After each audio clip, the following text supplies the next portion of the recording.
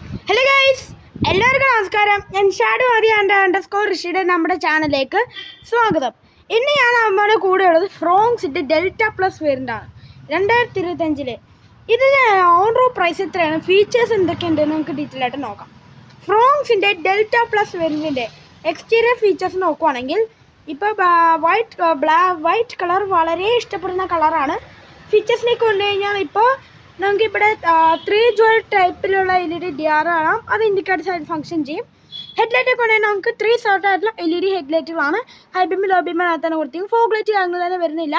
ഫ്രണ്ടിൽ നമുക്ക് സിൽവർ കളറിൽ സ്കിപ്പ് ലൈറ്റ് പോലെ തോന്നിക്കുന്ന ഭാഗം കൊടുത്തിരിക്കുന്നു. 190 mm ആണ് ഫ്രോങ്സിൻ്റെ ഗ്രൗണ്ട് ക്ലിയറൻസ് വന്നത്.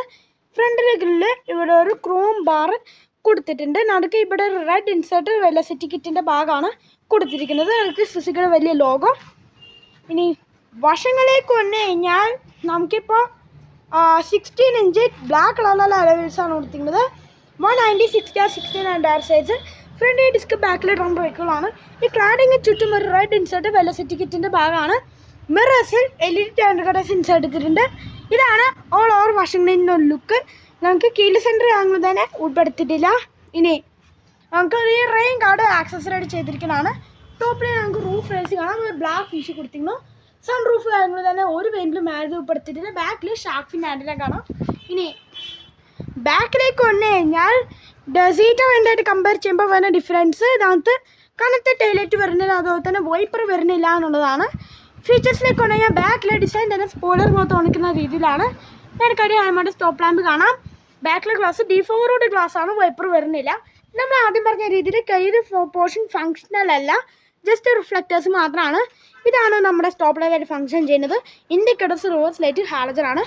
താഴെ നമുക്ക് റിഫ്ലക്റ്റേഴ്സ് കാണാം. 4 പാർക്കിംഗ് സെൻസേഴ്സ് ഉൾപ്പെടുത്തിയിട്ടുണ്ട്. റിവേഴ്സ് ക്യാമറ വരുന്നില്ല, നമുക്ക് ആക്സസറൈഡ് ചെയ്തിരിക്കുന്നതാണ്. ഇനി നമുക്ക് ബൂട്ട് ഓപ്പൺ ചെയ്യാം. ബൂട്ട് ഓപ്പൺ ചെയ്യാനായിട്ട് മാഗ്നറ്റിക് ബൂട്ട് ഓപ്പണിംഗ് വരുന്നുണ്ട്. അത്യാവശ്യം സ്ക്വയർ ആയിട്ടുള്ള വലിയ ബൂട്ടുകളാണ്. പാൾസെറ്ററെ കാണാം. നമുക്ക് 3 പേർക്കുള്ള അഡ്ജസ്റ്റബിൾ ഹെഡ്റെസ്റ്റ് കൊടുത്തിരിക്കുന്നു. വേറെ ബൂട്ട് ലൈറ്റ് കാര്യങ്ങളൊന്നും തന്നെ വരുന്നില്ല. സ്പെയർ വീൽ നോക്കുവാണെങ്കിൽ സെയിം സൈഡിലുള്ള സ്പെയർ വീലുകളാണ് കൊടുത്തിരിക്കുന്നത്.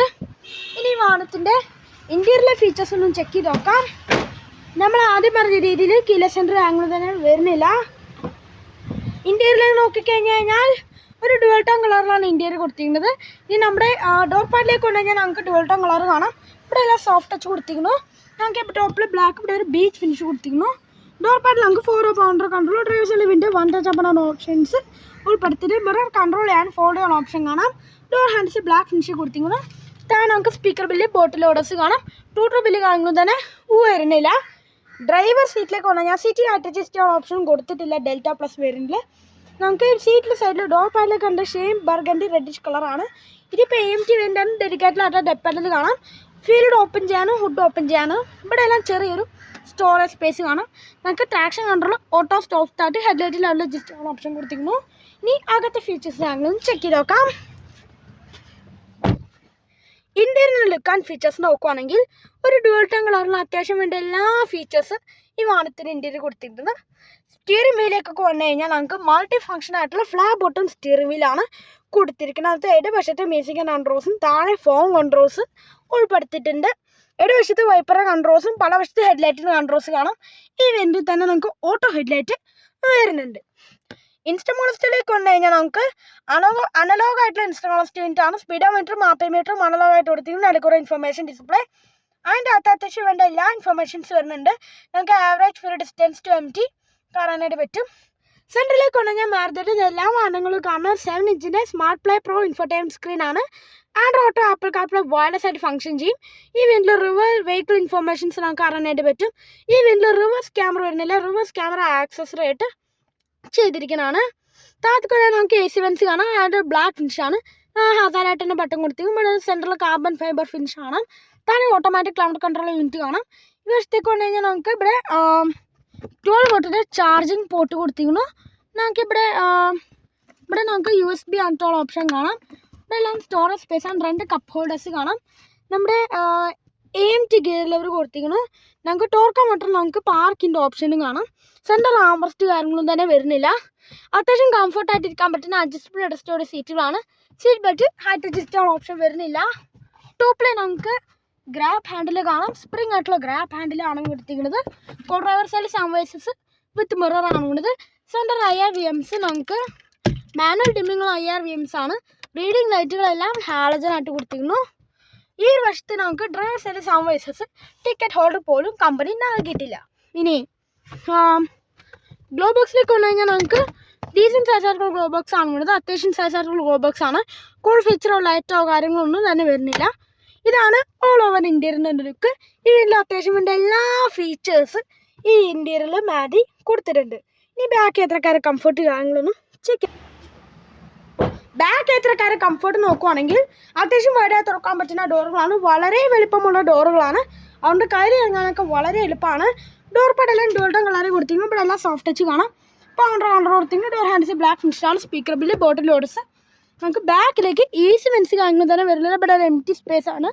ബാക്കിൽ 12 വോൾട്ടിൻ്റെ ചാർജിങ് പോർട്ട് ഉൾപ്പെടുത്തിയിട്ടുണ്ട്. ബാക്കിലെ സീറ്റ് നമുക്ക് 3 പേർക്കുള്ള അഡ്ജസ്റ്റബിൾ അഡ്ജസ്റ്റ്, 3 പേർക്ക് individual seat belt, ISOFIX style സീറ്റിൻ്റെ ഓപ്ഷൻ കാണാം. നമ്മളിപ്പോൾ അകത്തേക്ക് കയറിയിരുന്നാൽ ഫ്രണ്ട് സീറ്റിൻ്റെ ഹെഡിനാണ് അഡ്ജസ്റ്റ് ചെയ്തിരിക്കുന്നത്. അത്യാവശ്യം നല്ല രീതിയിലുള്ള ലെഗ് റൂം ആൻഡ് നീ റൂം കാണാം. ഹെഡ് റൂം നോക്കുകയാണെങ്കിൽ നിവർന്നില്ല പോലും ഏകദേശം ഒരു 50-20 സെൻറ്റിമീറ്റർ ഹെഡ് റൂം ബാലൻസ് കാണാം.